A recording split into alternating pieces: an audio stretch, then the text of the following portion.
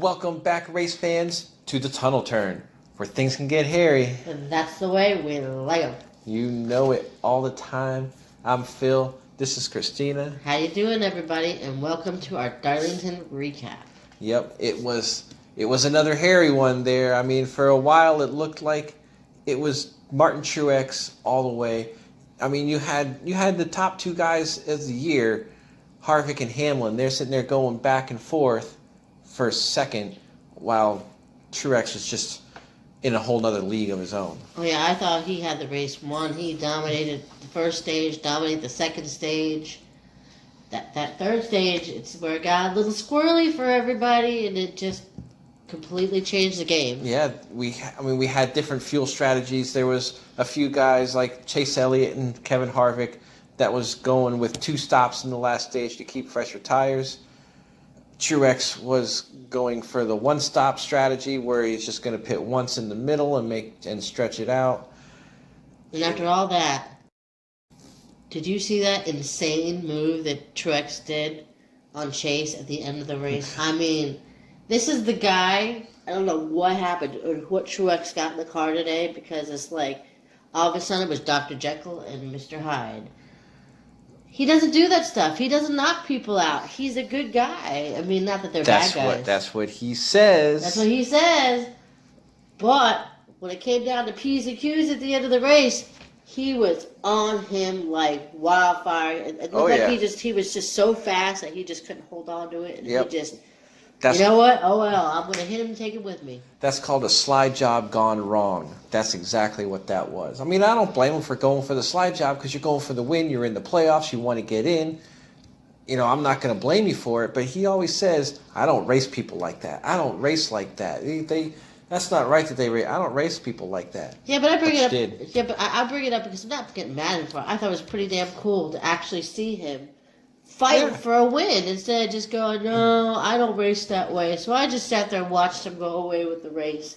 No, he fought for that win. I mean, it sucked for the other side of it, you know, because you gotta go big or go home. Yeah, I'm not saying he shouldn't have gone for it, but, you know, don't say you don't do things when you do things, you know, because that's NASCAR. This is the way NASCAR is. You gotta try to do what you gotta do. If you can get a slide job up on somebody, do it. You do it, but you got to make sure you're clear because you just took yourself out along with Chase Elliott, and now you end up finishing. Where did he finish? 22nd.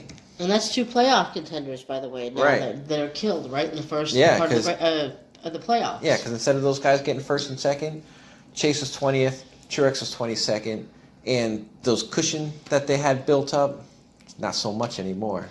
Out the door. You know, but obviously, we'll get to that when we show the points. I mean, but let's talk about the fact that who won the race. Dun, dun, dun, dun. Oh, you can't see my shirt. Sorry. All right. So Kevin Harvick wins. You know, my winner pick. Little lucky SOB that he is, but that's fine. He won. Why do you think I keep sticking with Harvick? Because he's lucky. Really, you call all that luck, huh? Well, I mean, I'll give you a little bit today because he was, to me, he was smart to be in third place behind those 2 drivers the whole day, because it seemed like he was always right there, you know, in the front, just ready to take the lead when need be, and sure enough, he did. Right, he was top. He was the 3rd place car, and he was where, you know, that's where he was going to be. Hey, sometimes those guys racing each other, sometimes they take each other out, and you take advantage. I mean, didn't we watch Denny and, what's his name? Who's the other guy from the Xfinity Series that just happened this weekend where... Yeah, the same thing happened in the Xfinity Series with Denny Hamlin and Ross Chastain, I believe it were. Right. And then whoever was in third came and Brendan Jones. Came up through the middle of that fight and took the lead to win. That's racing, man. That's why even if you're in 3rd place, you give it everything you got because you don't know what's going to happen with the leaders. Speaking of giving everything you got, oh my God, Austin Dillon. I thought that last turn, right before he almost got, I think it was Harvick, right at the end, he looked like he was just on rails. He looked like that car was flying. I expected him to fly, but I almost thought he got Harvick. I know. I almost thought Harvick was just slowing down the way he was just really reeling him in turn 4. I was like, man, he gave it everything he got, and the proof was that he started sliding. The car just couldn't do that anymore. I guess he wanted to But prove us wrong about saying he's going to be out of the yeah, playoffs in yeah, the first we round. predicted him to be out, and here he is in second place in a beautiful car. You know, we didn't get to our power rankings this week, but in my power rankings, I also had Eric Jones in there as a sleeper, and look, he was up there in the top 10 Yeah, as he's well. sitting there, fourth place, top five actually. Mm-hmm. You know, there's no sleeping on that. Logano had a solid finish in points, finished in third, and William Byron, fifth place, for a guy that just barely made it in. That's what he's going to need to do to keep advancing. Oh, yeah, and must be said real quick, the throwback paint schemes. I try to make a point of not seeing them until we watch the race. Some of them are really cool. I mean, Mm-hmm. Standouts had to be Austin Dillon's. Austin Dillon's was the Matt best. DiBenedetto's, that was a good one. I liked. Yeah, Wood Brothers are always bringing good ones. But Cole Custer had a nice one. I don't see the red in the Eric Jones one that everybody sees. I guess from a certain angle, but I kept seeing orange, so I don't know. I don't know. When you see it side by side, it looks red because the Tony Stewart one that they were going off of, it was a really bright orange Right. that we know to be the Home Depot color, and that wasn't it. Still, it is what it is. But for the most part, it was really a lot of the paint schemes are really cool. I love the throwback weekend, and I love that they do that. Mm-hmm.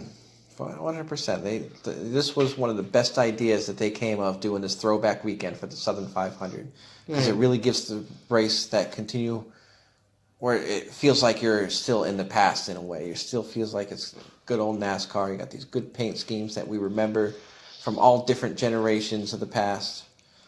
Well, anyway, It's a lot of fun. Back to the race. Harvick now sits pretty with his win. He advances to the next round. Don't got to worry about the next two races. No, not at all. All right, so Harvick stays on top of the points, obviously, with the win. Let's talk about the bubblers, though, because that's where the real story is. Oh, here. yeah, this is definitely where it's at. Look how tight these guys are.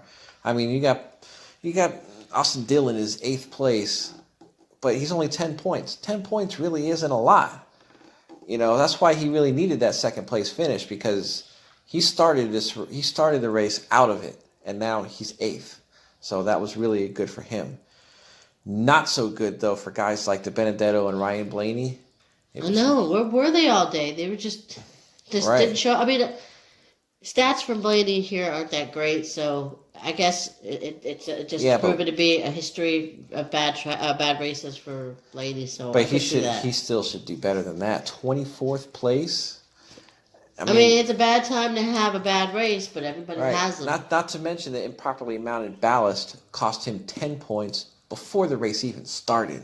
Yeah, but that's not on him. That's on the team. Yeah, it's I know it's a team game, sport, but it's just a shame, Right, he that's was not from him driving, Right, because he had about 13 points to the good going in, and now after this race, he is in last in the playoffs, 17 points out, tied for last with Matt DiBenedetto, who also really, really struggled.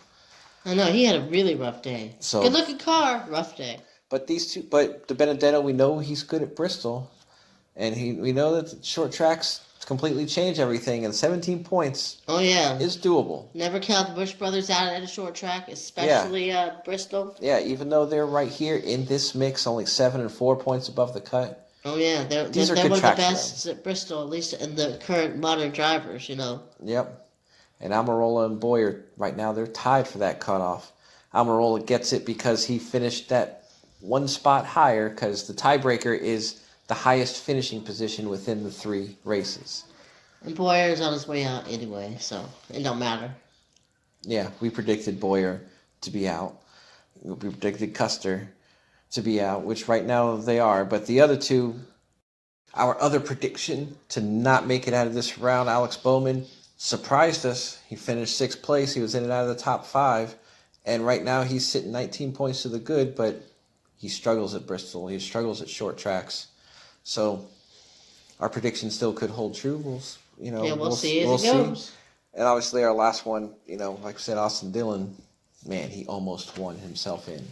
That was crazy. And like I said, that car, that was the best looking car on the track. Oh yeah, give him the award of the best throwback of the day because I liked his car. Right. If there was a runner-up, it had to be Matt DiBenedetto for me. But Yep, Austin Dillon had the ride of the day. that throwback to Junior Johnson, it was just beautiful. Beautiful. All right, well, so, that's where we shake up in the points. I mean, do we have anything else?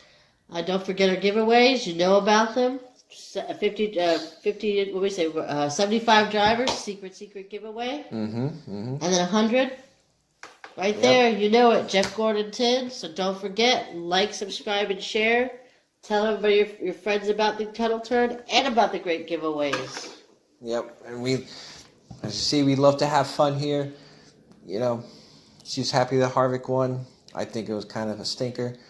Well, don't feel bad that it's 4-1. Hey, I wanted to see Chase win that race, or Austin Dillon at the end. Hey, I want to see a lot of people win the race. I'm just getting sick of seeing Harvick win all the time. I'm sorry, it's getting old. Well, he's got to win to get the championship, doesn't he? You can say that next year. Like I said, it's maybe a hot take, and that's fine, but Kevin Harvick is not winning the championship. Yes, he is. Hot take of the day. Yes, he is. All right, well, so I guess that's about all the time we have for today. So if you like this video, please drop a like. Please subscribe. Join in on the fun. Hey, look me up on Twitter. My name is Tunnel Turn Chris. That's CHRIS. No K's around here, only little C. And I'm Tunnel Turn Phil. That's Phil with 2 L's. So you can find us on Twitter. We love to talk. Whenever. We love to talk NASCAR. We like to stay on the happier side of the Twitter NASCAR fantasy world. The happier side. Is that like the fantasy land or something? It's all fantasy anyway, right? Oh, I love your hate. Send it. Love every second of it. Try it. All right. So, until next time, have a good day. Bye.